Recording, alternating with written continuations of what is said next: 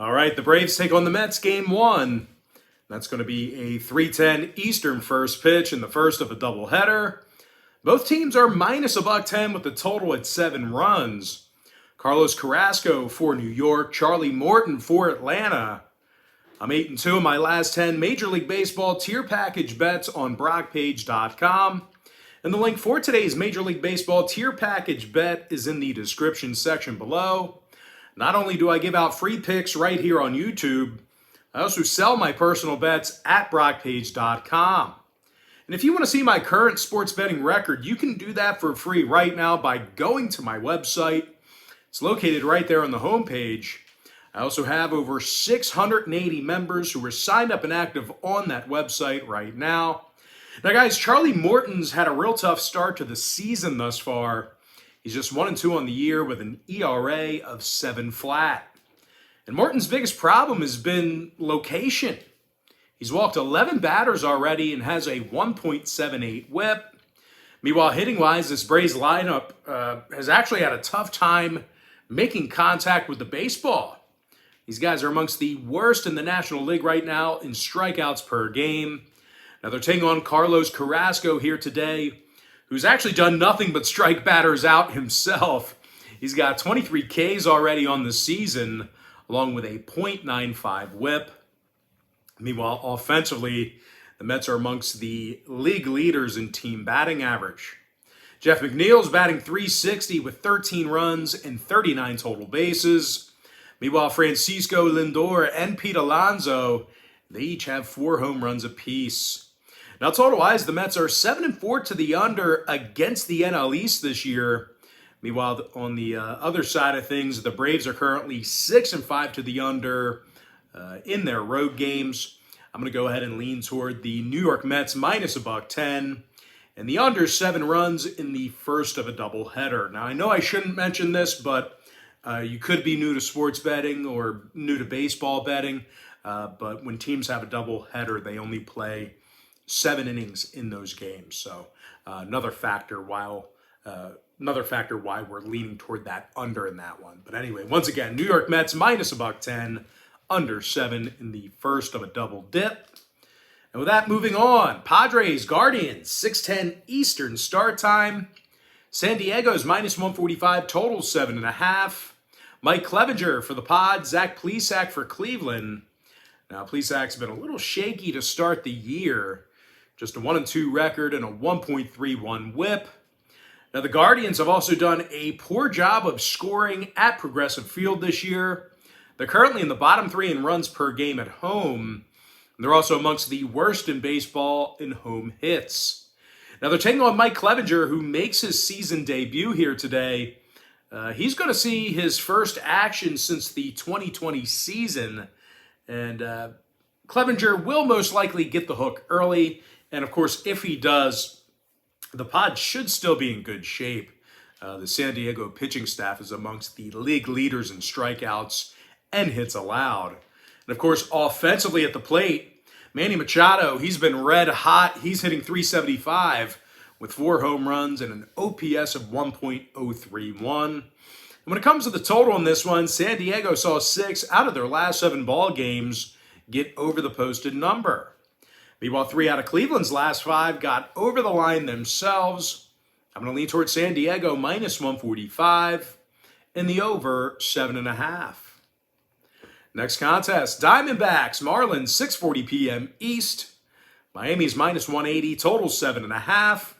Trevor Rogers for Miami, Humberto Castellanos for Arizona. Now, Berto's had a pretty rough start to the season.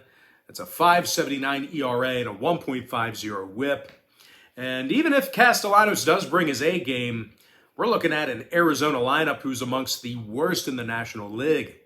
These guys are averaging less than 3.4 runs a game. They're also batting only 185 as a team. Now, they're taking on a Miami pitching staff who's done a real nice job getting batters out this year, and they also do a good job of keeping the ball inside the park.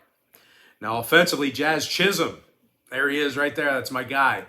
He's batting .306 with an OPS of 1.018.